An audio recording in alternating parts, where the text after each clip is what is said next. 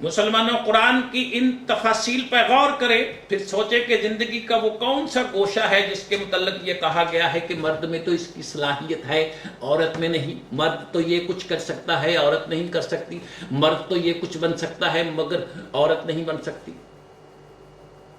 ایسا نہیں ہے۔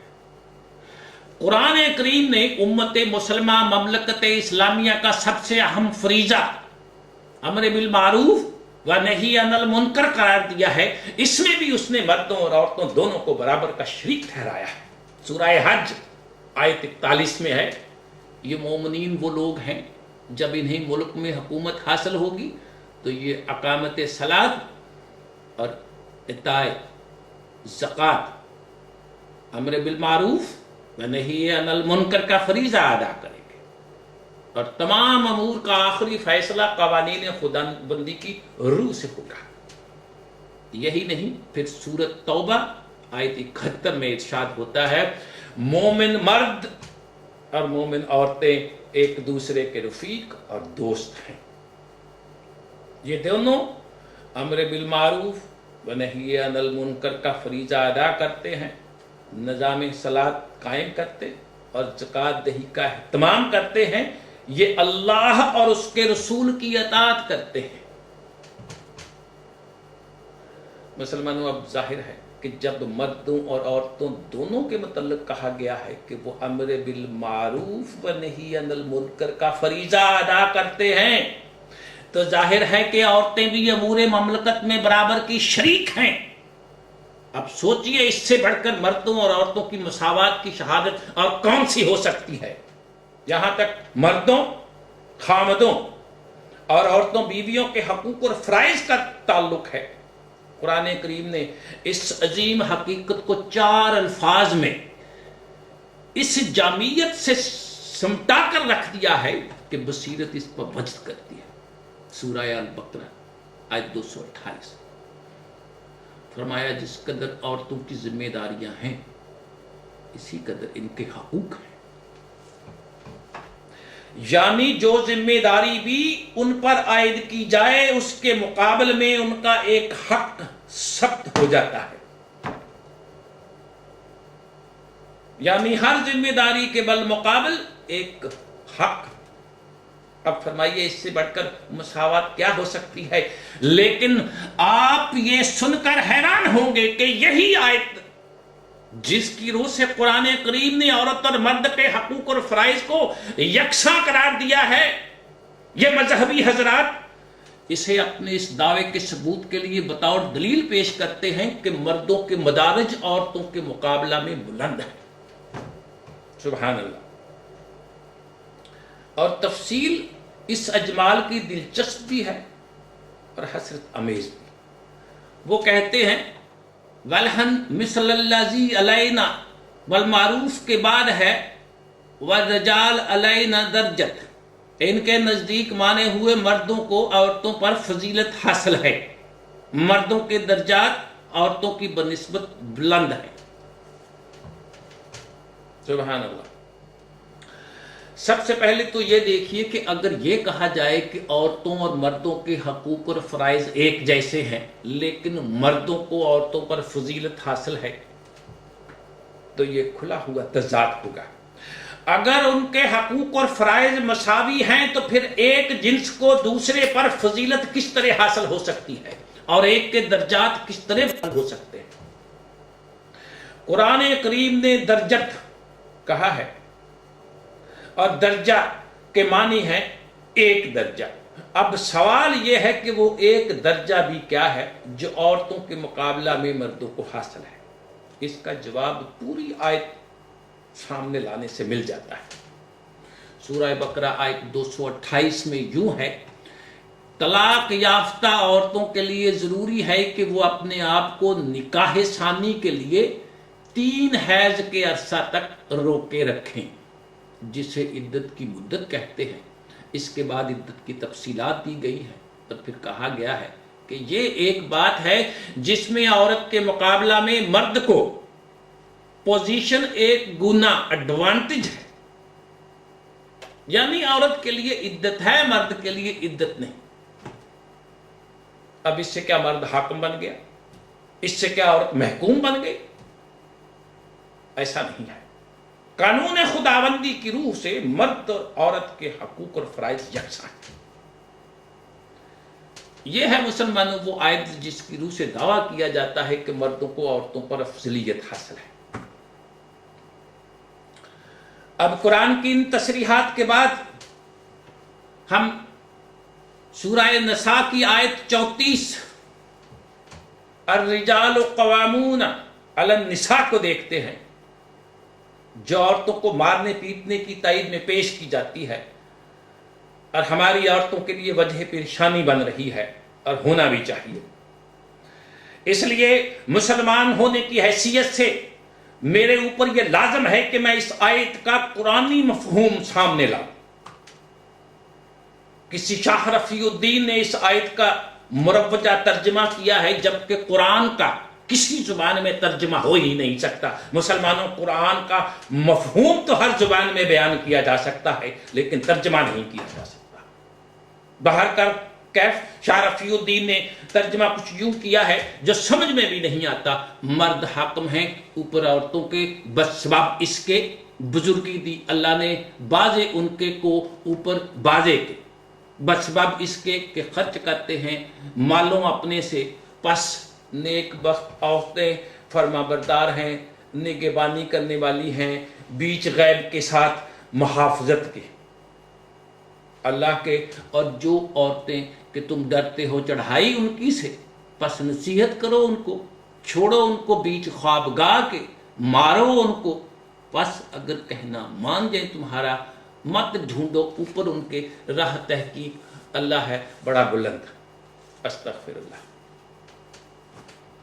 اب یہ ترجمے ہیں ہمارے مروجہ اور موجودہ اسلام میں جن کی بنا پر مرد اپنے ڈنڈے کے جواز میں اس آیت کو خدائی سند کے طور پہ پیش کرتا ہے کہ چونکہ مرد کماتے ہیں، عورتوں پہ اپنا روپیہ صرف کرتے ہیں، اس لیے وہ عورتوں پر حاکم ہیں۔ اور عورت کا کام کیا ہے؟ عورت کا کام ہے مرد کی فرما برداری کرے، اگر اس کی فرما برداری میں کوئی فرق آ جائے تو مرد کو یہ حق حاصل ہے کہ اسے مارے پیٹے۔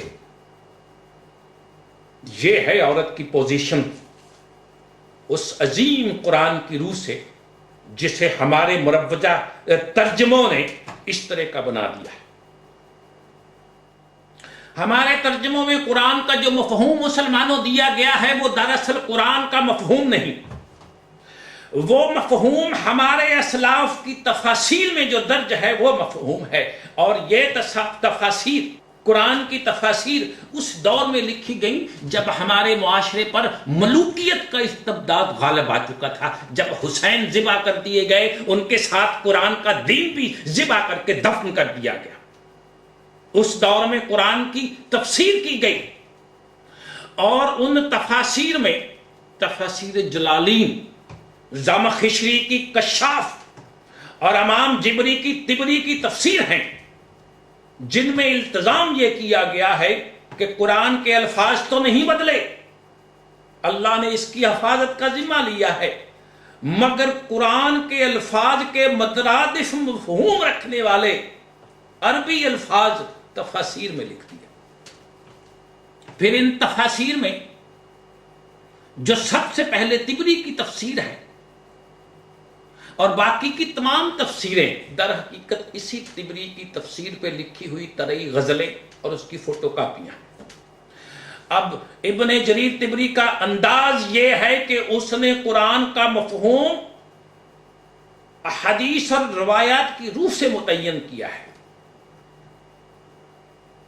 اگر یہ مفسرین قرآنی آیات کا مفہوم اپنی طرف سے متعین کرتے تو بعد میں آنے والوں کے لیے اتنی گنجائش رہ جاتی کہ ان کے بیان کردہ مفہوم سے اختلاف کر سکتے، لیکن جب انہوں نے اپنے بیان کردہ مفہوم کی تائید میں رسول اللہ کی منسوب کردہ اور خود بنائی ہوئی امیر معاویہ کی خریدی ہوئی حدیثیں، یزید کے اماموں کی بنائی ہوئی حدیثیں ان تفسیروں میں درج کر دی، تو اس سے یوں لگا کہ یہ تفسیر اللہ سبحانہ کے رسول نے بیان کی ہے۔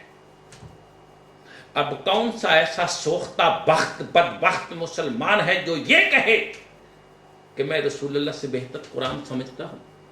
اس طرح ان تفاسیر میں بیان کردہ مفہوم ابدی طور پر مستند قرار پا گیا، حالانکہ یہ مفہوم اللہ سبحانہ کے رسول کا متعین کردہ نہیں، بلکہ یہ ان روایات کی روح سے متعین کیا گیا ہے جو رسول اللہ کی وفات کے سینکڑوں سال بعد دین اسلام کو غائب کرنے کے لیے، قرآن کی تعلیم کو پس پشت ڈالنے کے لیے وضع کی گئی. اب ہمارے مترجمین کے لیے عربی کی ان تفسیروں میں بیان کردہ مفہوم سند کا درجہ رکھتا ہے، بالکل اسی طرح عربی ممالک کے باشندوں کے لیے بھی ان عربی تفاسیر میں بیان کردہ مفہوم سند کا درجہ رکھتا ہے. یعنی جو کچھ ان عربی کی تفاسیر میں لکھا گیا اسے قرآن کا صحیح مفہوم سمجھا جاتا ہے. الرجال قوامون علی النساء، ہمارے مترجمین نے قوامون کا مفہوم سمجھنے کے لیے لغات عربی دیکھنے کی بجائے اپنے بزرگوں کی ان عربی میں لکھی ہوئی تفاسیر کو دیکھا. تو زمخشری نے کشاف میں اس کا مفہوم لکھا ہوا ہے مسیطرین، دروغے. جلالین میں اس کا مفہوم لکھا ہوا ہے متسلطین، عورتوں پر مسلط. اب ظاہر ہے کہ جب ہمارے ان مترجمین نے جو دکاندار ہیں، جب انہوں نے یہ دیکھا کہ آئمہ تفسیر و ادب قوامون کا مفہوم مسیطرین اور متسلطین بتاتے ہیں، تو انہوں نے اس کا ترجمہ کیا حاکم. مسلمانوں، یہ اس لفظ کا صحیح ترجمہ ہے، لیکن یہ ترجمہ قرآن کے لفظ قوامون کا نہیں، بلکہ قوامون کے اس مفہوم کا ترجمہ ہے جو کشاف اور جلالین میں دیا گیا. آپ لغات العربی اٹھا کر دیکھیے، قوامون کا ترجمہ اس میں آپ کو ملے گا اکتساب رزق پیدا کرنے والے، روزی روٹی کمانے والے یا لانے والے. اب سب سے پہلے تو آئیے اور دیکھیے کہ اس آیت میں میاں بیوی کے متعلق بات نہیں ہو رہی. الرجال عام مردوں، النساء عام عورتوں کے متعلق بات ہو رہی ہے. اس لیے یہاں گفتگو یہ ہے کہ معاشرہ میں مردوں اور عورتوں کے فرائض مفروضہ کیا ہیں، کہ وہ قوامون علی النساء ہیں، یعنی معاشرہ میں مردوں کے ذمے یہ فریضہ ہے کہ وہ اکتساب رزق کریں، اس لیے کہ اس سے عورتوں کی ضروریات زندگی پوری ہوتی جائیں اور ان کی صلاحیتیں نشو و نما پائیں. اس کے بعد دو لفظوں میں اس نقطہ کو اور بھی واضح کر دیا جب فرمایا اللہ کے قانون نے اس طرح ان کی حفاظت پرورش کا سامان بہم پہنچایا تاکہ انہیں اطمینان اور فرصت مل جائے اور یہ اس چیز کی حفاظت کر سکیں جو پوشیدہ طور پر ان کے سپرد کی گئی ہے، یعنی جنین کی حفاظت جس میں بچے کی پرورش ہوتی ہے. پھر اس کے بعد کہا کہ اگر عورتیں ان تمام انتظامات کے باوجود جن کی روح سے وہ اکتساب رزق کی طرف سے مطمئن ہو جاتی ہیں، معاشرہ کے اس نظم و نسق اور تقسیم کار کے اصول سے بلا عذر سرکشی کرتی ہیں، مرد بننے کا شوق ہوتا ہے، ہم جنسی کرتی ہیں، نسل کشی کرتی ہیں، تو معاشرے کے لیے ضروری ہے کہ وہ اس قسم کی فوضیت انارکی کو روکے. اس کے لیے کہا گیا کہ معاشرہ اسلامی حکومت جس میں اللہ حاکم ہو، جس کی اسلامی عدالت ہو، ایسا انتظام کرے کہ پہلے تو اس قسم کی عورتوں کو سمجھانے کی کوشش کی جائے کہ ان کی یہ روش معاشرہ کے لیے کس قدر تباہی کا موجب ہے. اگر اس پر بھی باز نہ آئے تو پھر انہیں ان کی خوابگاہوں میں چھوڑ دیا جائے.